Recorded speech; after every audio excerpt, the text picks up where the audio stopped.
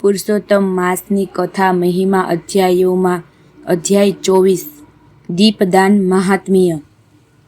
પ્રસન્ન થઈ મુનિએ કહ્યું, હે શૂદ્ર, આજથી તારો ભાગ્યોદય થયો છે। આજથી ત્રીજો માસ પુરુષોત્તમ માસ છે। તમે પતિ પત્ની એ માસનું વ્રત કરજો। રોજ એક દીવો કરજો, તેમાં ઈંગોળીનું તેલ પૂરજો, બ્રહ્મચર્ય પાલન કરજો, સાયંકાળે બંને શુદ્ધ ભોજન કરજો અને પ્રભુના નામે દીવો કરજો, તમારા દુઃખ દૂર થશે। આ દીપક દાનથી ધન્ય ધાન્ય પુત્ર યશ મળે છે। તેનાથી કુમારિકાને પતિ, સ્ત્રીને અખંડ સૌભાગ્ય, રોગીને સ્વાસ્થ્ય, દુઃખીને સુખ અને વાંઝ્યાને સંતાન મળે છે। તેવો આ વ્રતનો મહિમા છે।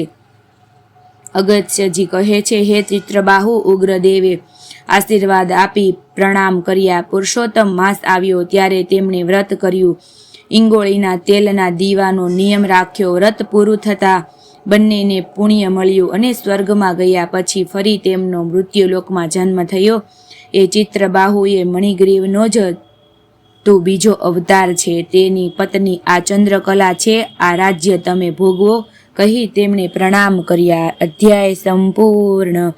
મિત્રો, તમને અમારો આ સત્સંગ ગમે તો લાઈક, શેર અને સબસ્ક્રાઈબ કરજો અને જય શ્રી કૃષ્ણ લખજો। અધ્યાય 25 ઉદ્ધાપન વિધિ। દઢધન્વાએ પૂછ્યું, અને પુરુષોત્તમ માસની ઉદ્ધાપનની વિધિ વિશે જણાવો। ઋષિએ કહ્યું, પુરુષોત્તમ માસ વદ આઠમ નોમ કે 14ના દિવસે આ વ્રતનું ઉદ્ધાપન કરવું। 30 સુપાત્ર બ્રાહ્મણોને બોલાવી તેમને અડધો મણ 10 શેર 5 શેર કે 2.5 શેર 5 પ્રકારના ધાન્ય આપવા।